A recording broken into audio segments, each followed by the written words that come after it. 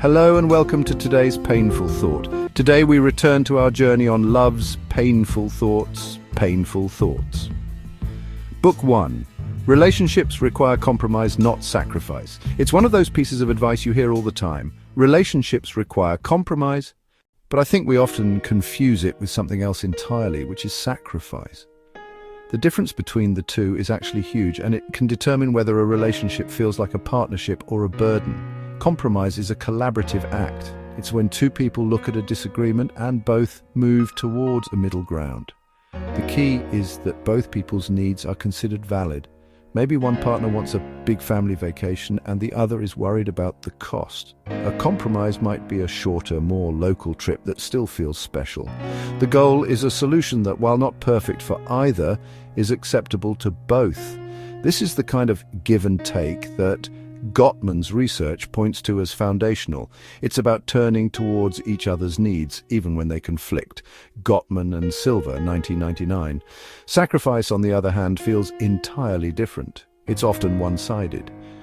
It happens when someone gives up a core need, a deeply held value, or a piece of their identity for the sake of the relationship. The problem is that this isn't sustainable. When you sacrifice something vital to your happiness, it doesn't just vanish, it often turns into resentment. That resentment then simmers under the surface, creating distance instead of connection. It's like a slow leak in the foundation.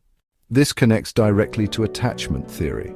A relationship that demands constant sacrifice can trigger an insecure attachment dynamic.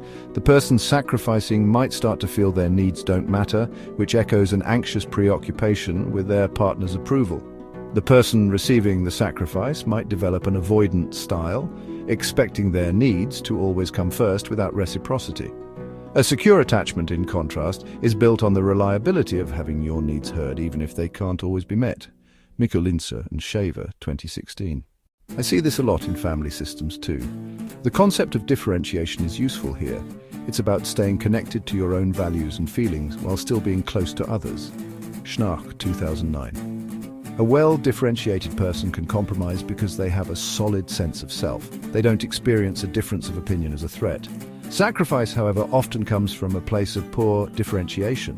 A fear that standing your ground will mean losing the relationship. That's a heavy weight to carry. It's tricky though.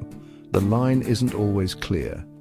Is skipping a night out with friends to support your partner who's had a terrible week a compromise or a sacrifice? Context matters so much. I'd say it's a compromise if it feels like a conscious, willing choice that doesn't violate your core values. It becomes a sacrifice if it's part of a pattern where your needs are consistently sidelined. The feeling afterwards is the real indicator. Do you feel connected, or do you feel a quiet sense of loss? Personal reflections. 1. Think about a recent compromise you made. Did the process feel collaborative? How did you feel about the outcome afterwards, validated or slightly diminished? 2. Can you identify an area in your life where you might be sacrificing something important, like a career goal, a hobby, or time with other loved ones? What is the story you tell yourself about why that sacrifice is necessary? 3. How comfortable are you with expressing a need that directly conflicts with a partner's or close friend's need?